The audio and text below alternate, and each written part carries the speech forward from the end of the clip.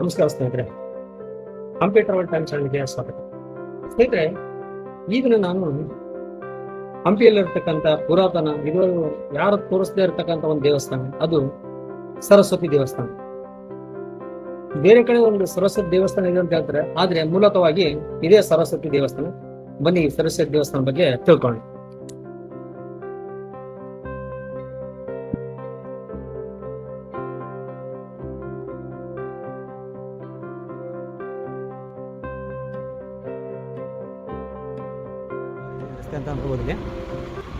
ಈ ದೇವಸ್ಥಾನಕ್ಕೆ ನಾವು ಈ ಚಿಕ್ಕ ಕಾಲುವೆ ರಸ್ತೆಯಲ್ಲಿ ಹೋಗಬೇಕು. ರೈತರ ಬಾಳೆ ತೋಟಗಳು ಎರಡು ಬದಿಗಳಲ್ಲಿ ನೋಡ್ಬೋದು. ಎಷ್ಟು ಸುಂದರವಾಗಿದೆ ಈ ರಸ್ತೆ ಅಂದರೆ ಹೇಳೋಕ್ಕಾಗಲ್ಲ. ಇಂಥ ರಸ್ತೆಯಲ್ಲಿ ಈ ದೇವಸ್ಥಾನ ಇದೆ.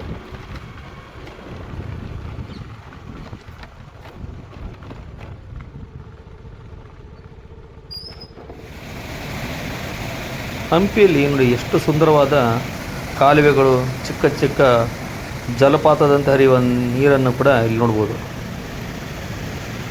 ನಿಸರ್ಗ ರಮಣೀಯ ದೃಶ್ಯ ಅಂತ ಹೇಳ್ಬೋದು ಇದನ್ನು.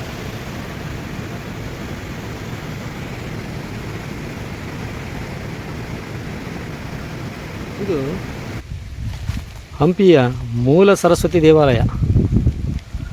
ಸೊ ಈಗ ನೋಡ್ತಾ ಇದ್ರಲ್ಲ, ಇದು ಹಂಪಿಯ ಮೂಲ ಸರಸ್ವತಿ ದೇವಾಲಯ. ತುಂಬ ಸುಂದರವಾದ ದೇವಸ್ಥಾನ, ಆದರೆ ಇಲ್ಲಿ ಯಾವುದೇ ಮೂರ್ತಿ ಇಲ್ಲ.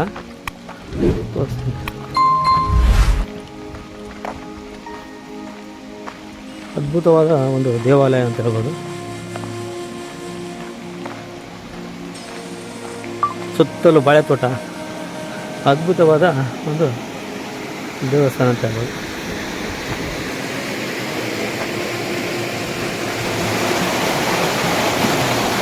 ಕಾಲುವೆ ನೀರಿನ ಬೋರ್ಗಿಳಿತ ಹೇಗಿದೆ ಅಂತ ನೋಡಿ.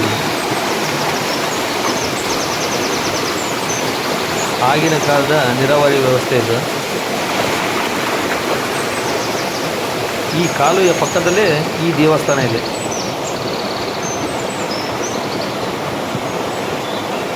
ತುಂಬ ಪುರಾತನವಾದ ದೇವಸ್ಥಾನ ಇದು. ತುಂಬ ಅದ್ಭುತವಾಗಿದೆ. ಸರಸ್ವತಿ ದೇವಾಲಯ ತುಂಬ ಸಿಂಪಲ್ ಆಗಿದೆ. ಯಾವುದೇ ಕೆತ್ತನೆಗಳಿಲ್ಲ ಕಂಬದ ಮೇಲೆ.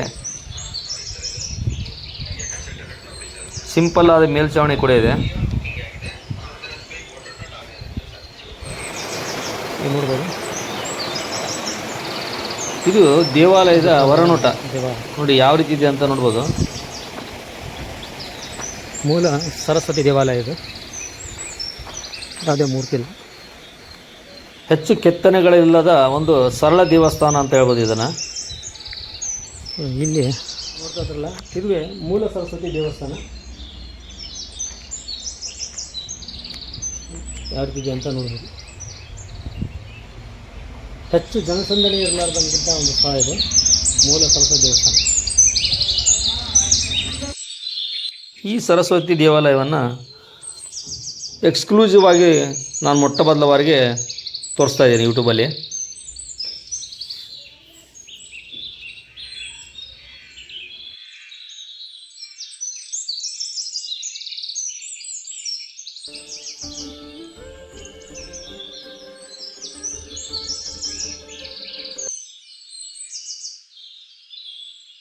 ದೇವಾಲಯದಲ್ಲಿ ಅಂತರಾಳ, ಗರ್ಭಗುಡಿಯನ್ನು ನೋಡ್ಬೋದು. ಸೊ ಯಾವುದೇ ಮೂರ್ತಿ ಇಲ್ಲ ಇಲ್ಲಿ.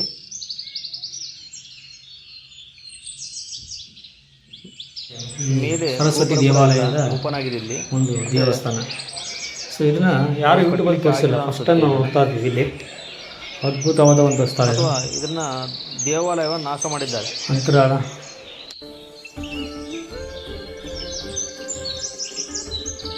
ಸಖತ್ತಾಗಿದೆ ದೇವಸ್ಥಾನ ಇಲ್ಲಿ.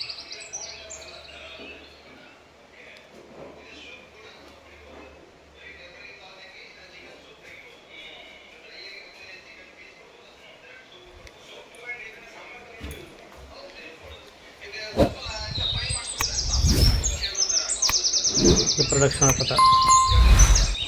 ಇದು ಈ ದೇವಾಲಯದ ಪ್ರದಕ್ಷಿಣಾ ಪಥ. ಬ್ಯೂಟಿಫುಲ್. ತುಂಬ ಚಿಕ್ಕ ದೇವಾಲಯ, ಬಟ್ ಸುಂದರವಾದ ಪರಿಸರದಲ್ಲಿ ಈ ದೇವಾಲಯ ಇದೆ.